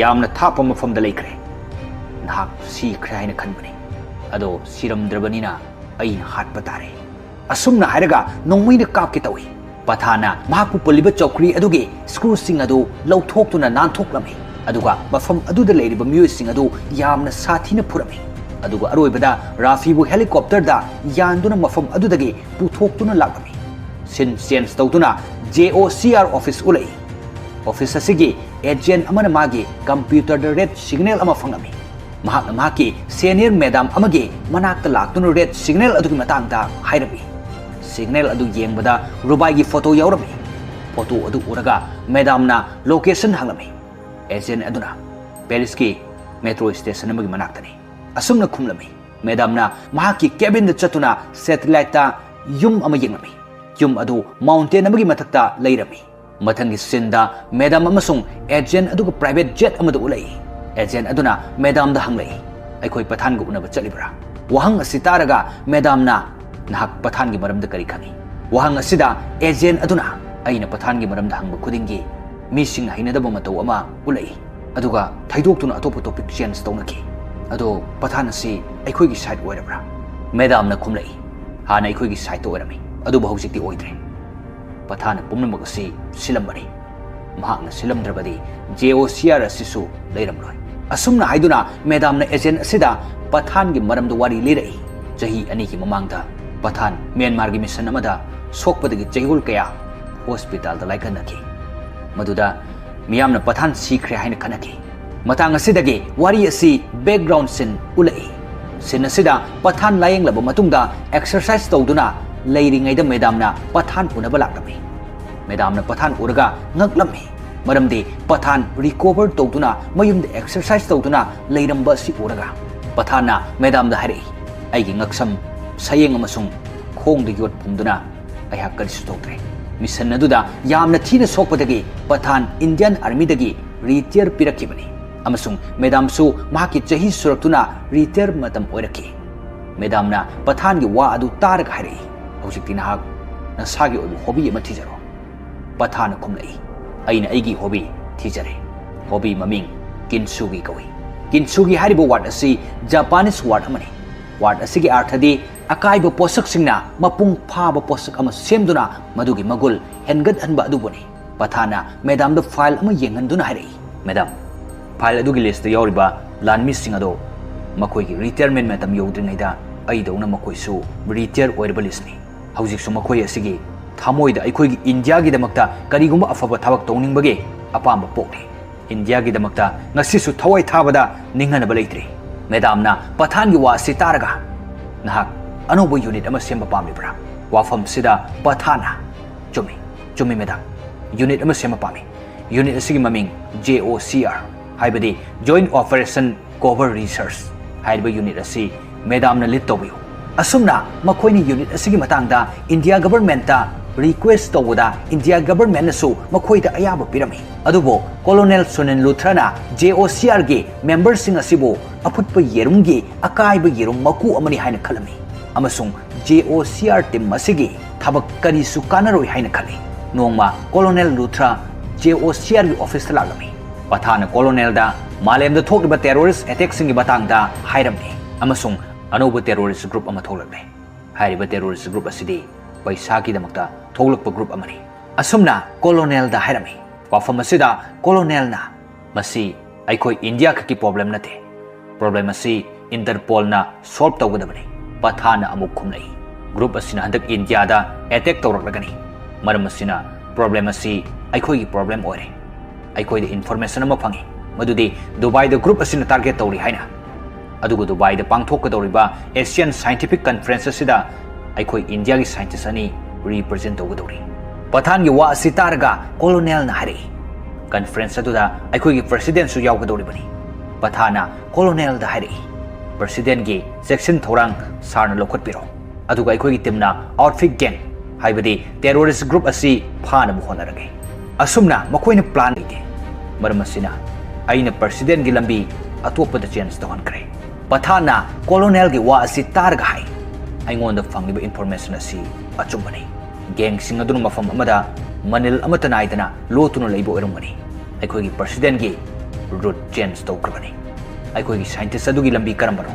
कोलोनेल ना हारे साइंटिस्ट लंबी अदुमक्तदा चटकदौरिबनी पाउकुम असी तारगा पठाना हारे मसिना ताकपदि आउटफिट गैंग सिंग अदुना टारगेट तौरिबा सी साइंटिस्ट असी तौबो ओइगनी मथंगी सिंदा एजेंट अमना ममाइद मार्क्स उपतुना साइंटिस्ट की गाड़ी लाक्लेबा अदुदा मिसाइल कापतुना गाड़ी अदु एक्सीडेंट थोअलमी एजेंट अदुना गाड़ी अदुदगी डॉक्टर साहानी अमसुंग फारूकी लौथोकलगा जिप अमद हापतुना पुरकलमी थौदोक असिगी मतांगदा कोलोनेल अमसुंग पठान सु खंगलकलमी मरम असिदगी पठान जिप अदुगी मतुंगदा तानारकलमी कुइना तानारकलबा मतुंगदा जिप अदुना पठान की गाड़ी अदुदा यामना साथीना थोमजिलकलमी पठान की गाड़ी अदु मथक मखा ओंदुना तारमी अमसुंग पठान गा लामिनबा एजेंट अनि अमसु गाड़ी अदुदा यावरमी मार्क्स उप एजेंट अदुना जिप अदु खामदुना कुमलकलगा मार्क्स अदु लौथोक्तुना पठान की मनाक्ता चंगलकलमी पठान महाक अदु उरगा यामना ngakलमी मरमदी महाक सीख्रे हाइना लैख्रबा जिम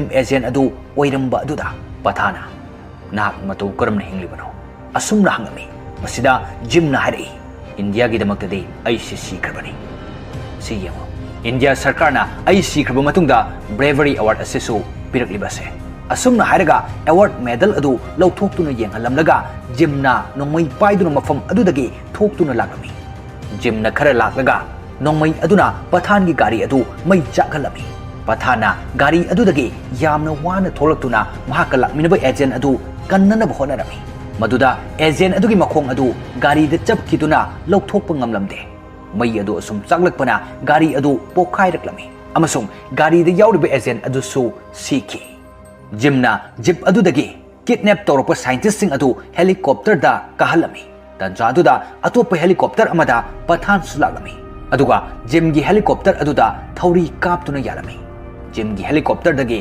साइंटिस्ट फारूकी पठान की हेलीकॉप्टर अदुदा चलहलमी जिम अमसुंग पठान यामना साथीना फुनरमी कुइना फुनरबा मतुंगदा जिमना मागी हेलीकॉप्टर दा यानदुना चटके जिमना चलमदाइदा पठान दा हायरमी अयहाक इंडिया दा सोइदना अमुक लाखिगनी अइगी लमन लेमना थारोय मथंगी सिंदा जेओसीआर की ऑफिस उलई कोलोनेल ना मैदाम दा हायरई जिम अमसुंग कबीर मखोय अनि मतम अमदा अखोयगी रोगी वेस्ट एजेंट ओरमी मतंग असिदा कोलोनेल ना कबीर हाइना पलिबा असि वार फिल्म की ऋतिक रोशन अदुनी मखा ताबा फिल्म दा स्पाई यूनिवर्स ओइना ऋतिक रोशन वार शाहरुख खान पठान अमसुंग सलमान खान टाइगर पुन्ना पुलगा फिल्म पुथोरपगी वारी फिल्म असिदा यावरी अमसुंग यस राज प्रोडक्शन असिनसु अनाउंस तौख्रबनी कोलोनेल की वा असि तारगा जिमना अखोयगी मायोक्ता मतौ करमना लैख्रिबनो हाइना हंगलकपदा कोलोनेल ना वारी लिरई हाना सोमेलियन पायरेट्स ना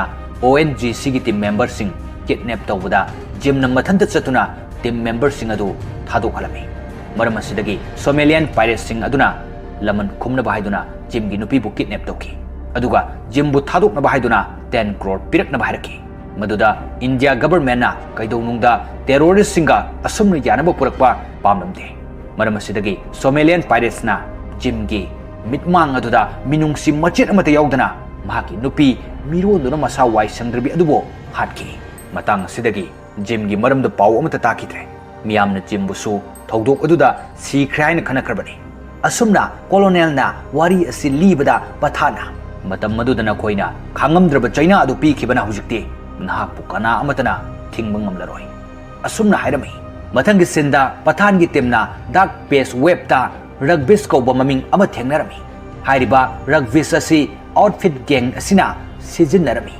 ꯁ꯭ꯋꯦꯇꯥꯅ ꯄꯊꯥꯟꯗ ꯍꯥꯏꯔꯛꯏ ꯗꯨꯕꯥꯏꯒꯤ ꯊꯧꯗꯣꯛꯇ ꯁꯤꯈꯤꯕꯁꯤꯡ ꯑꯗꯨ ꯑꯌꯥꯝꯕꯅ ꯄꯥꯀꯤꯁꯇꯥꯟꯒꯤ ꯂꯥꯟꯃꯤꯁꯤꯡꯅꯤ ꯑꯗꯨꯒ ꯃꯈꯣꯏꯒꯤ ꯑꯦꯀꯥꯎꯟꯠꯁꯤꯡꯗ ꯄꯩꯁꯥ ꯇ꯭ꯔꯥꯟꯁꯐꯔ ꯇꯧꯔꯛꯈꯤꯕ ꯑꯗꯨꯒꯤ ꯃꯤꯁꯛ ꯑꯗꯨ ꯗꯣꯛꯇꯔ ꯔꯨꯕꯤꯅꯥ ꯃꯣꯍꯁꯤꯟ ꯀꯧꯏ ꯔꯨꯕꯤꯅꯥ ꯑꯁꯤ ꯍꯧꯖꯤꯛ ꯁ꯭ꯄꯦꯟꯗ ꯂꯩꯔꯤ ꯄꯊꯥꯟꯅ ꯁ꯭ꯋꯦꯇꯥꯗꯒꯤ ꯑꯦꯗ꯭ꯔꯦꯁ ꯂꯧꯗꯨꯅ ꯔꯨꯕꯤꯅꯥꯒꯤ ꯃꯅꯥꯛꯇ ꯂꯥꯛꯂꯝꯃꯤ ꯔꯨꯕꯤꯅꯥ ꯕꯤꯆ ꯑꯃꯗ ꯄꯥꯔꯇꯤ ꯇꯧꯗꯨꯅ ꯂꯩꯔꯝꯃꯤ ꯄꯊꯥꯟꯅ ꯔꯨꯕꯤꯅꯥꯒꯤ ꯔꯨꯝꯗ ꯆꯪꯂꯒ ꯗꯤꯇꯦꯜꯁ ꯄꯨꯝꯅꯃꯛ ꯁ꯭ꯋꯦꯇꯥꯗ ꯄꯤꯔꯝꯃꯤ ꯄꯊꯥꯟꯅ ꯔꯨꯕꯩꯒꯤ ꯃꯇꯨꯡ ꯏꯟꯅꯗꯨꯅ ꯃꯐꯝ ꯑꯃꯗ ꯑꯁꯨꯝ ꯂꯥꯛꯂꯝꯃꯤ ꯃꯐꯝ ꯑꯗꯨꯗ ꯖꯤꯝꯁꯨ ꯂꯩꯔꯝꯃꯤ ꯄ꯭ꯂꯥꯟ ꯑꯁꯤ ꯖꯤꯝꯅ ꯃꯐꯝ ꯑꯃꯗꯨꯗ ꯄꯊꯥꯟ puraknaba haiduna taurambo oirami jimna pathanda magi timda yaw natrabadi nahak hatkani haina harami pathana jimgi wa adu yaramte maram sidagi jim mafam adudagi helicopter tongduna chatki jimgi miyoi singna pathan bu poisinduna hatnaba taurammi tanja aduda rubaina jimgi miyoi sing adu sathina purami madu uraga pathan yamna ngaklami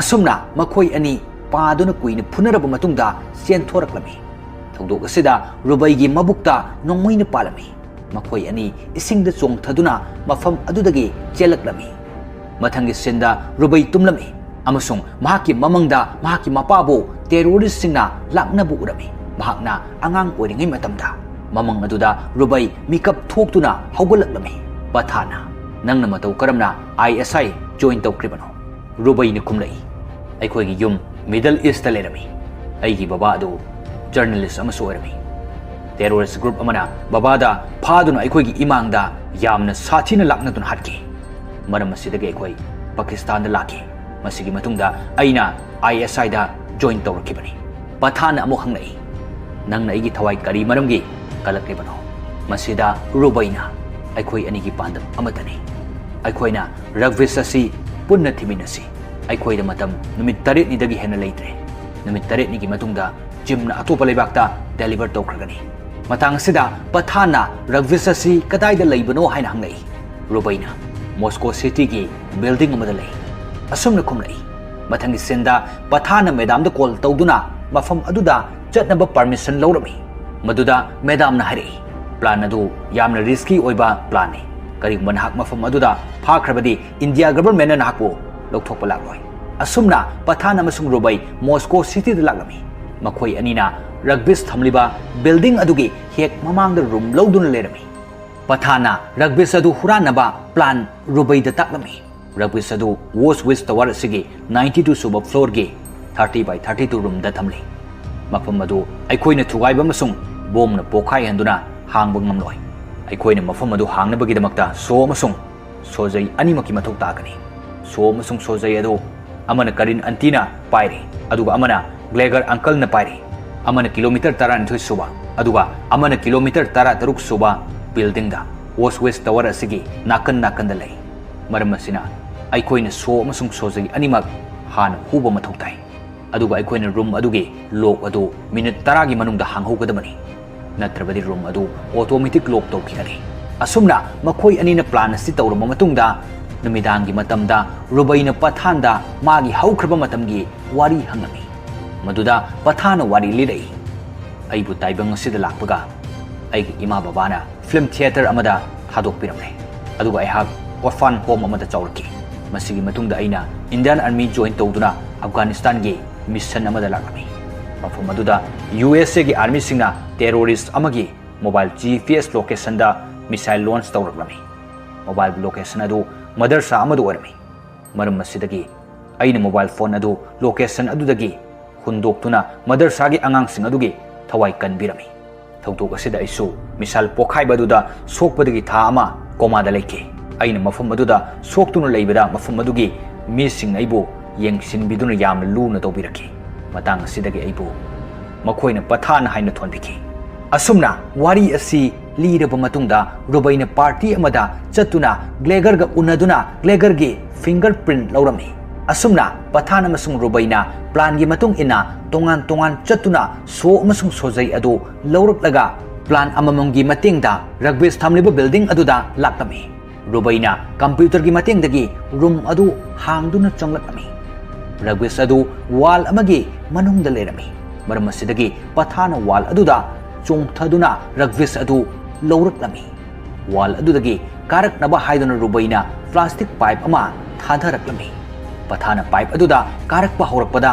rubaina rugvis adu lawrami aduga pipe adu mai thaduna pathan wall aduda tasil halamlaga rubaina rugvis adu puduna chatki matang asida aikhoina khangi madudi rubai asi gym gi agent ama orami gym mafam asidagi rugby asi lokthokpa ngamloi haiba khangbadagi plan asi tawkibani mathangi sinda pathan high security jail amada ulai mafam aduda madam laktuna pathan asi masak khangde aikhogi agent nate haina hairamlaga chatki mathangi sinda pathan train amada makhut punsinduna purami aduga police singna pathan bo phunaba haiduna coast amada miyoi kayada khulai piduna punna thamlami miyoi sing aduna pathan da phunaba changlakpada pathan mi sing adu yamna sathina phurami kuina phunaraba matungda pathan waraktuna phamtharami maduda miyoi sing aduna pathan bo hatnanaba haiduna thorang tawringaida tiger train aduda laki haibadi Salman Khan makhoi ani paduna miyoi sing adu tumna phutharami sinasi ayeng basingna khwaidagi pamnaba sin ama haibadu thoklami pathan amasung tiger na train aduda tongduna lakpada helicopter amadagi missile kablaktuna train gi bridge da attack tawraklami pathan amasung tiger train adudagi chongthoktuna kumhawi tiger na pathan da hairi aigi mission da pathan gi mathau tarkani matam aduda nahak soidana aigi mating pangba lakadabani matang asida madam na agent aduda pathan gi maramda wari liba adu loisinduna makhoi gi jet adudagi kumtharaklami madam na pathan gi leifam aduda laklami mafam aduda rafisu pathana phaduna puraklaga leirami matang asida aikhoina khangi madudi pathana jail da leiringaida madam na laklamba aduda pathan da sign language na tiger mating pangnaba lakre asumna hairami madam na pathan da rubai gi photo ama utuna paris ki metro station amada pung kharagi mamangda rubai ui asumna tamlami paris ki mafam amada rubai chatuna leirami matungda inabada rubai na misak ama magi matung inarakle haiba asumna pathana rubai bo nongmai namduna pharami rubai na pathanda hairei rugby asi small pox ke mamingni masigi matengdagi gymna yamna sathiba khulai ama semli wahi asi taraga pathana hairei small pox virus asida jahi kayagi mamangda loikrama natra rubai na amuk hairei leibak khara da virus asi preserve tawduna thamnei maramdi laina asi karigomba amuk hauраklabadi masigi antidote semna na bahaiduna masida pathana gymna khulai asi semna bagi damakta kanana paisa piribano rubai na hairei pakistan gi general na gym da khulai asi semna na ba paisa pi masi khangbadagi aina general asidagi lapthorakibani pathana amuk asumna khumlai karigomba makoina virus asi india da thajilaklabadi pakistan da so virus asi soidani yogani pathani wafam asida rubai na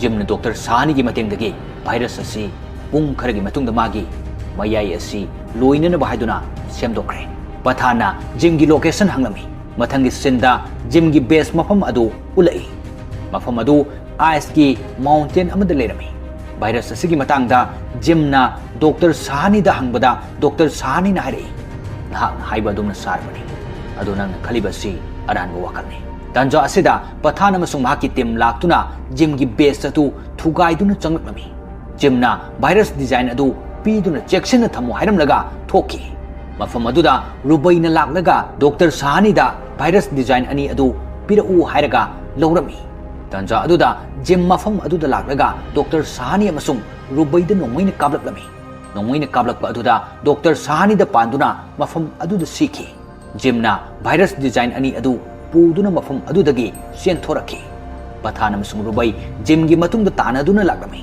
thaudok asida gym gi bag tagi virus design ama tahorami virus design adu rubai na khunduna mafam adudagi chelaklami gym na rubai gi mamangda bom ama pokai halami maram asidagi rubai amasung virus adu ising da lublami pathana ising aduda chongthaduna rubai bo kalaki amasung virus adu su puraklami pathana amasung rubai virus adu puduna gym gi base adu da laklami mafam aduda colonel amasung maki team gi mi singa laklami aduga virus adu pirau haina pathana hairami pathana colonel da virus asi mafam asida mangan krasi natrabadi khudong thiba ga nangani haina hairami colonel na asumna mo hairei ꯖꯤꯝꯅ ꯀꯔꯤꯒꯨꯝꯕ virus ꯑꯃ ꯄꯨꯈꯤꯕꯗꯣ ꯁꯤꯖꯤꯟꯅꯔꯛꯂꯕꯗꯤ ꯑꯩꯈꯣꯏꯅ virus ꯑꯁꯤꯒꯤ ꯃꯇꯦꯡꯗꯒꯤ ꯑꯦꯟꯇꯤꯗꯣꯠ ꯁꯦꯝꯒꯗꯕꯅꯤ ꯃꯔꯝ ꯑꯁꯤꯅ ꯃꯁꯤꯒꯤ virus ꯑꯁꯤ ꯑꯩꯈꯣꯏꯗ ꯗꯔꯀꯥꯔ ꯌꯥꯝꯅ ꯑꯣꯏ ꯑꯁꯨꯝꯅ ꯍꯥꯏꯗꯨꯅ ꯀꯣꯂꯣꯅꯦꯜꯅ ꯔꯨꯕꯩꯕꯨ ꯐꯍꯜꯂꯝꯃꯤ ISIꯒꯤ ꯑꯦꯖꯦꯟ ꯑꯣꯏꯕꯅ ꯃꯔꯝ ꯑꯣꯏꯔꯒ ꯋꯥꯍꯪ ꯄꯥꯎꯍꯪ ꯇꯧꯅꯅꯕ ꯍꯥꯏꯗꯨꯅ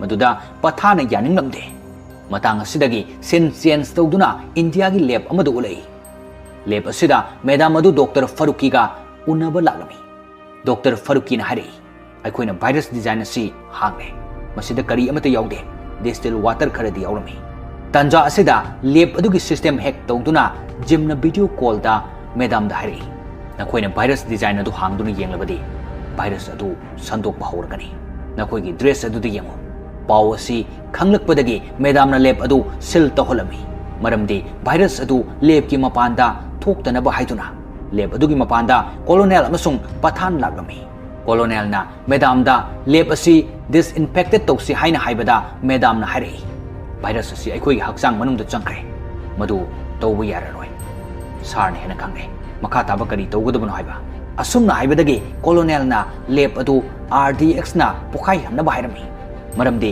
ꯚꯥꯏꯔꯁ ꯑꯗꯨ ꯂꯣꯏꯁꯤꯟꯈꯤꯅꯕ ꯍꯥꯏꯗꯨꯅ ꯂꯦꯕ ꯃꯅꯨꯡꯗ ꯂꯩꯔꯤꯕ ꯄꯨꯝꯅꯃꯛ ꯏꯟꯗꯤꯌꯥꯒꯤꯗꯃꯛꯇ ꯊꯋꯥꯏ ꯊꯥꯕꯅꯤ ꯍꯥꯏꯗꯨꯅ ꯃꯁꯥ ꯃꯊꯟꯇ ꯅꯣꯡꯃꯩ ꯀꯥꯞꯁꯤꯟꯗꯨꯅ ꯁꯤꯟꯅꯔꯝꯃꯤ ꯃꯊꯪꯒꯤ ꯁꯤꯟꯗ ꯖꯤꯝꯅ ꯀꯣꯂꯣꯅꯦꯜꯗ ꯀꯣꯜ ꯇꯧꯔꯛꯂꯝꯃꯤ ꯃꯗꯨꯗ ꯀꯣꯂꯣꯅꯦꯜꯅ ꯅꯍꯥꯛ ꯏꯟꯗꯤꯌꯥ ꯃꯆꯥ ꯑꯃ ꯑꯣꯏꯔꯒ ꯅꯪ ꯑꯩꯈꯣꯏꯗꯒꯤ ꯀꯔꯤ ꯄꯥꯝꯕꯅꯣ ꯖꯤꯝꯅ ꯍꯥꯏꯔꯛꯏ ꯑꯩꯒꯤ ꯀ꯭ꯂꯥꯏꯟꯅ ꯀꯥꯁꯃꯤꯔ ꯑꯁꯤ ꯄꯥꯝꯃꯤ ꯍꯥꯏ ꯅꯈꯣꯏꯗ ꯄꯨꯡ 12ꯒꯤ ꯃꯇꯝ ꯂꯩꯔꯤ ꯃꯇꯝ ꯑꯁꯤ ꯐꯥꯎꯕꯗ ꯃꯐꯝ ꯑꯗꯨꯗꯒꯤ ꯏꯟꯗꯤꯌꯟ ꯑꯥꯔꯃꯤꯁꯤꯡ ꯂꯧꯊꯣꯛꯇ꯭ꯔꯕꯗꯤ ꯑꯩꯅ ꯏꯟꯗꯤꯌꯥꯒꯤ ꯁꯤꯇꯤꯁꯤꯡꯗ ꯃꯤꯁꯥꯏꯜꯅ ꯔꯒꯕꯤꯁ ꯂꯣꯟꯆ ꯇꯧꯒꯅꯤ ꯑꯁꯨꯝꯅ ꯍꯥꯏꯔꯝꯂꯒ ꯐꯣꯟ ꯑꯗꯨ ꯊꯝꯈꯤ ꯀꯣꯂꯣꯅꯦꯜꯅ ꯄꯊꯥꯟꯗ ꯎꯄꯥꯏ ꯑꯃ ꯇꯧꯗꯨꯅ ꯖꯤꯝꯒꯤ ꯂꯩꯐꯝ ꯊꯤꯅꯅꯕ ꯍꯥꯏꯔꯝꯃꯤ ꯄꯊꯥꯟꯅ ꯔꯐꯤꯗ ꯖꯤꯝꯒꯤ ꯃꯇꯥꯡꯗ ꯍꯪꯕ ꯃꯇꯝꯗ ꯔꯐꯤꯅ ꯖꯤꯝꯒꯤ ꯃꯇꯥꯡꯗ ꯀꯔꯤ ꯑꯃꯠꯇ ꯈꯪꯗꯦ ꯑꯗꯨꯕꯨ ꯑꯩꯈꯣꯏꯅ ꯃꯤꯁꯥꯏꯜ ꯑꯗꯨꯗꯤ ꯑꯐꯒꯥꯅꯤꯁꯇꯥꯟꯗꯒꯤ ꯂꯧꯔꯛꯈꯤꯕꯅꯤ ꯄꯥꯎ ꯑꯁꯤ ꯐꯪꯂꯕ ꯃꯇꯨꯡꯗ ꯄꯊꯥꯟꯅ ꯖꯦꯜꯗꯒꯤ ꯔꯨꯕꯩ ꯂꯧꯊꯣꯛꯄ ꯆꯠꯂꯝꯃꯤ ꯃꯗꯨꯗ ꯂꯥꯟꯃꯤ ꯈꯔꯅ ꯔꯨꯕꯩꯕꯨ ꯂꯥꯛꯅꯕꯤꯔꯝꯃꯤ ꯄꯊꯥꯟꯅ ꯔꯨꯕꯩꯕꯨ ꯊꯥꯗꯣꯛꯇꯨꯅ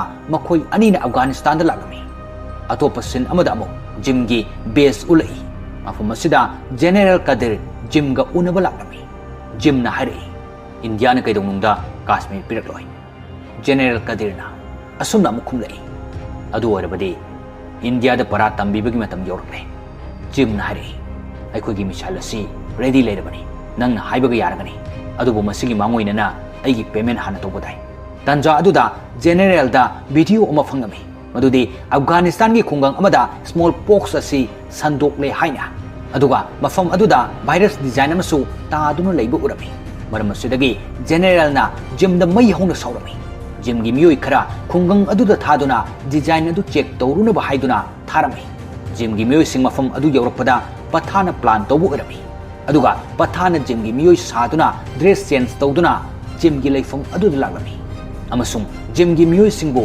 ꯀꯣꯏꯁꯤꯜꯂꯝꯃꯤ ꯊꯧꯗꯣꯛ ꯑꯁꯤꯗꯒꯤ ꯖꯤꯝꯅ ꯃꯤꯁꯥꯏꯜ ꯑꯗꯨ ꯂꯣꯟꯆ ꯇꯧꯔꯝꯂꯒ ꯃꯐꯝ ꯑꯗꯨꯗꯒꯤ ꯖꯦꯠ ꯑꯃꯗ ꯄꯥꯏꯗꯨꯅ ꯆꯠꯈꯤ ꯕꯦꯁ ꯑꯗꯨꯗ ꯄꯊꯥꯟꯒꯤ ꯇꯤꯝꯅ ꯃꯤꯁꯥꯏꯜ ꯑꯗꯨ ꯊꯤꯡꯂꯝꯃꯤ ꯑꯗꯨꯒ ꯌꯦꯡꯕꯗ ꯔꯒꯕꯤꯁ ꯑꯗꯨ ꯌꯥꯎꯔꯝꯗꯦ ꯄꯥꯎ ꯑꯁꯤ ꯄꯊꯥꯟꯗ ꯐꯣꯟ ꯇꯧꯗꯨꯅ ꯍꯥꯏꯔꯛꯂꯝꯃꯤ ꯖꯤꯝꯅ ꯔꯒꯕꯤꯁ ꯑꯗꯨ ꯑꯇꯣꯞꯄ ꯃꯐꯝ ꯑꯃꯗ ꯊꯝꯂꯝꯃꯤ ꯄꯊꯥꯟꯅ ꯖꯤꯝꯒꯤ ꯃꯇꯨꯡꯗ ꯇꯥꯟꯅꯔꯛꯇꯨꯅ ꯃꯍꯥꯛꯀꯤ ꯖꯦꯠ ꯑꯗꯨ ꯏꯖꯦꯛ ꯇꯧꯗꯨꯅ ꯖꯤꯝꯒꯤ ꯖꯦꯠ ꯑꯗꯨꯗ ꯇꯥꯁꯤꯜꯂꯛꯂꯝꯃꯤ ꯃꯔꯝ ꯑꯁꯤꯗꯒꯤ ꯆꯤꯡꯊꯛ ꯑꯃꯒꯤ ꯎꯅ ꯁꯥꯕ ꯌꯨꯝ ꯑꯃꯗ ꯇꯥꯁꯤꯜꯂꯝꯃꯤ ꯑꯁꯣꯝꯗ ꯔꯨꯕꯩꯅ ꯀꯣꯂꯣꯅꯦꯜꯗ ꯀꯣꯜ ꯇꯧꯗꯨꯅ ꯔꯒꯕꯤꯁ ꯐ꯭ꯂꯥꯏꯠ ꯑꯃꯒꯤ ꯃꯅꯨꯡꯗ ꯌꯥꯎꯈ꯭ꯔꯦ ꯐ꯭ꯂꯥꯏꯠ ꯑꯗꯨ ꯗꯦꯜꯂꯤꯗ ꯇꯥꯒꯗꯕ ꯐ꯭ꯂꯥꯏꯠꯅꯤ ꯑꯁꯨꯝꯅ ꯍꯥꯏꯔꯛꯂꯝꯃꯤ ꯃꯔꯝ ꯑꯁꯤꯗꯒꯤ ꯀꯣꯂꯣꯅꯦꯜꯅ ꯐ꯭ꯂꯥꯏꯠ ꯀꯦꯞꯇꯦꯟꯗ ꯀꯣꯜ ꯇꯧꯗꯨꯅ ꯐ꯭ꯂꯥꯏꯠ ꯑꯗꯨ ꯗꯦꯜꯂꯤꯗ ꯂꯦꯟ ꯇꯧꯗꯅꯕ ꯍꯥꯏꯔꯝꯃꯤ ꯀꯣꯂꯣꯅꯦꯜꯅ ꯄꯥꯏꯂꯣꯠꯇ ꯄ꯭ꯂꯦꯟ ꯃꯅꯨꯡꯗ ꯌꯥꯝꯅ ꯁꯥꯊꯤꯕ ꯚꯥꯏꯔꯁ ꯑꯃ ꯌꯥꯎꯔꯦ ꯑꯁꯨꯝꯅ ꯍꯥꯏꯔꯛꯄꯗꯒꯤ ꯄꯥꯏꯂꯣꯠꯅ ꯄ꯭ꯂꯦꯟ ꯑꯗꯨꯗ ꯆꯦꯛ ꯇꯧꯕꯗ ꯚꯥꯏꯔꯁ ꯑꯗꯨ ꯊꯦꯡꯅꯔꯝꯃꯤ ꯕ꯭ꯂꯥꯁ ꯑꯣꯏꯒꯗꯕ ꯃꯤꯅꯠ 3 ꯈꯛꯇ ꯉꯥꯏꯔꯝꯃꯤ ꯀꯣꯂꯣꯅꯦꯜꯅ ꯃꯤꯅꯤꯁꯇꯔꯗꯒꯤ ꯑꯌꯥꯕ ꯂꯧꯗꯨꯅ ꯄ꯭ꯂꯦꯟ ꯑꯗꯨ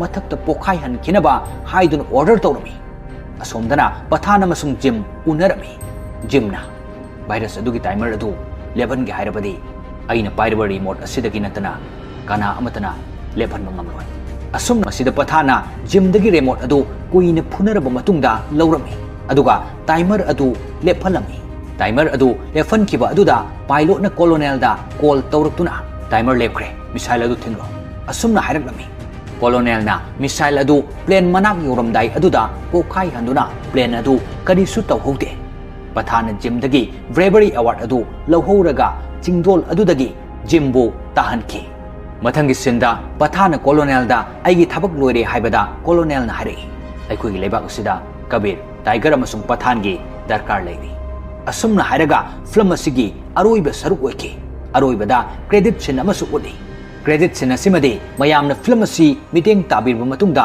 ꯍꯦꯟꯅ ꯁꯣꯏꯗꯅ ꯒ꯭ꯌꯥꯟ ꯇꯥꯅ ꯃꯄꯨꯡ ꯐꯥꯅ ꯌꯦꯡꯕꯤꯗꯨꯅ ꯐꯤल्म ꯑꯁꯤꯒꯤ ꯅꯨꯡꯉꯥꯏꯕ ꯃꯍꯥꯎ ꯑꯗꯨ ꯁꯣꯏꯗꯅ ꯂꯧꯕꯤꯒꯅꯤ꯫ ꯐꯤल्म ꯑꯁꯤ ꯌꯦꯡꯕ ꯃꯇꯝꯗ ꯈꯖꯤꯛꯇꯪ ꯑꯣꯏꯔꯕꯁꯨ ꯃꯇꯦꯡ ꯑꯣꯏꯅꯅꯕꯒꯤꯗꯃꯛꯇ ꯐꯤल्म ꯑꯁꯤ ꯃꯌꯥꯝꯗ ꯁꯝꯂꯞꯅ ꯊꯝꯖꯕꯅꯤ꯫